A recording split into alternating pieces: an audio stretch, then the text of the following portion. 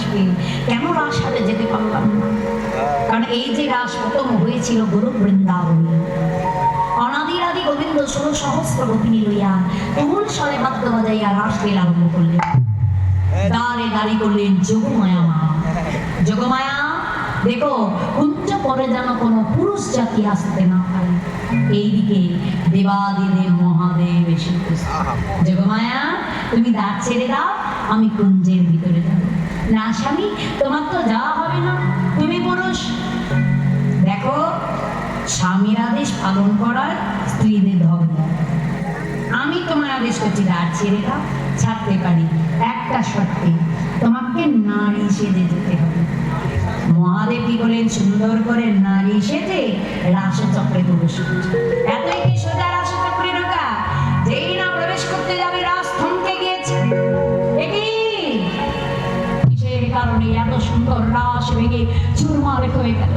বলো বলো গোপিনী, কে আছো? আমি তোমাদের পরীক্ষা করব। গোবিন্দ আমার একে একে পরীক্ষা করতে করতে দেখছে একজন দক্ষিণ পদবাহিনী রমণী।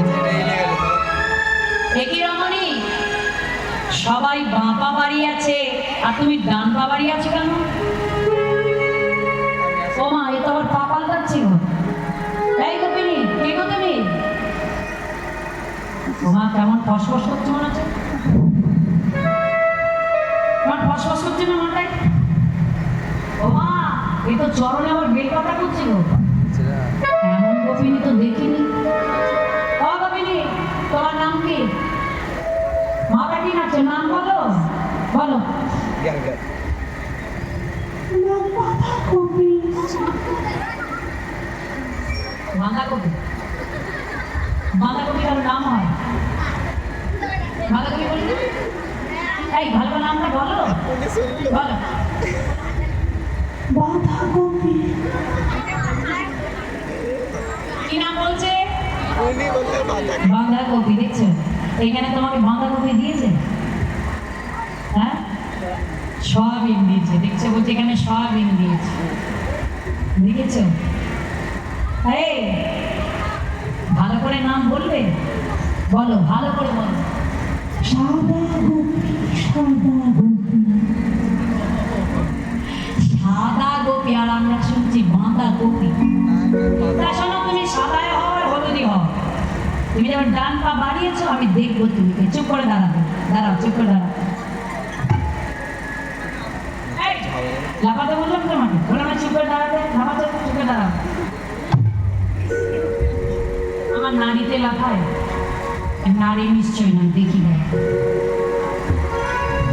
দেখি মহাদেব, এত সুন্দর রাস ভেঙে তুমি চুরমার করে দিলে।